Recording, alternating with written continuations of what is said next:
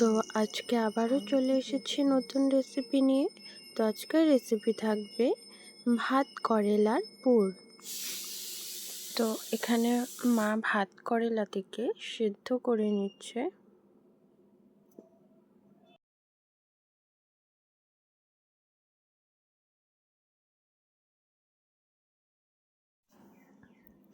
এবার এগুলো সেদ্ধ হয়ে যাওয়ার পর একটি প্লেটে এগুলোকে নামিয়ে নিল।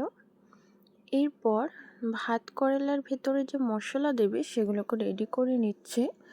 তো সেখানে কিছু নারকেল, সর্ষে, 3 কোয়া রসুন, এর মধ্যে 3-4টি কাঁচা লঙ্কা, কিছু পেঁয়াজ দিয়ে সেগুলোকে বেটে নেবে।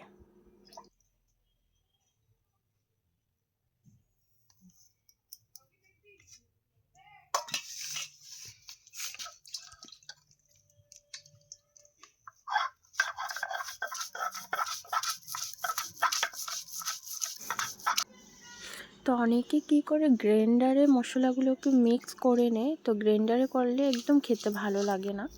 তো এবার যার পছন্দ মতন সে করে নিতে পারো। তো এখানে বাটা হয়ে গেছে।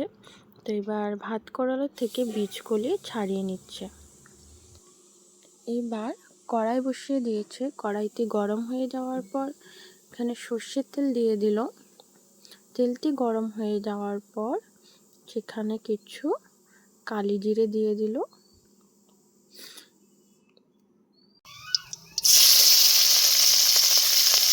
এবার ভাত করেলার যে বীজগুলো এগুলোকে ভেজে নেবে।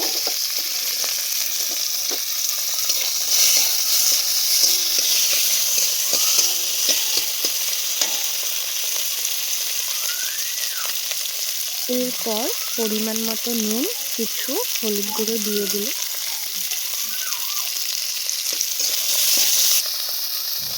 এরপর এখানে বেটে রাখা মশলাগুলোকেও দিয়ে দিল।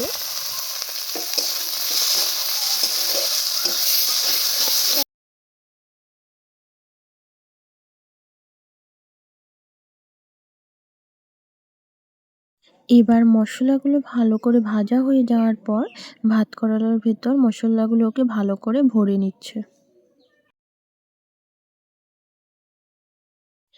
ভিডিওটি যদি ভালো লেগে থাকে তাহলে চ্যানেলটিকে অবশ্যই সাবস্ক্রাইব করে দিও, লাইক, কমেন্ট, শেয়ার করে দিও। তো এখানে ভাত করেলার ভেতর মশলাগুলোকে ভালো করে ভরে নিল। এরপর এখানে আগে থেকে একটি বাটিতে চালের গুঁড়ো, বেসন, একটুখানি হলুদ গুঁড়ো আর সাথে কালি জিরে দিয়ে গুলিয়ে রেখে দিয়েছিল। এরপর ভাত করেলাগুলোকে ভালো করে চুবিয়ে গরম তেলের উপর দিয়ে দিল।